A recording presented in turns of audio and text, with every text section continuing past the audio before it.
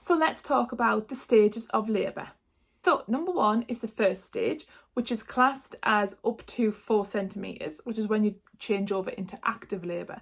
So that first part, the first up to 4 centimetres, is usually at home, and often your midwife will tell you to take paracetamol, or often you don't feel a lot of pain. If it is, you're going into labour natural, so you don't need to worry about that. The second part of labour is from 4 centimetres to 10 centimetres, which is classed as your active labour, and nobody can tell you how long that period lasts.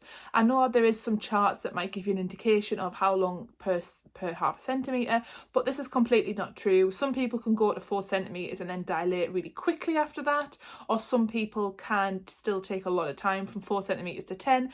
There's no set rule on that. It's also important to remember here that at this stage at 10 centimetres, we automatically think of people pushing the baby out.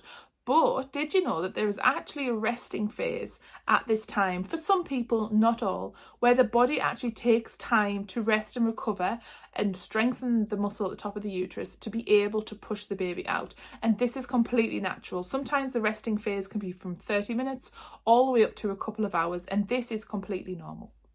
So the next stage is the transition. So this is when the baby will be pushed out.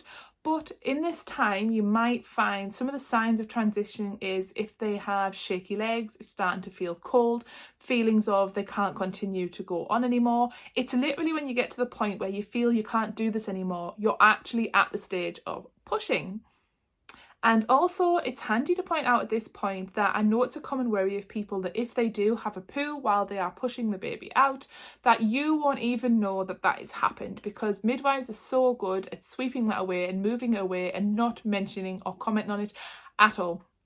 So although it is I understand it's a genuine fear for people, it is not something that you will even be aware of at that point. You will just be in anticipation for meeting your baby.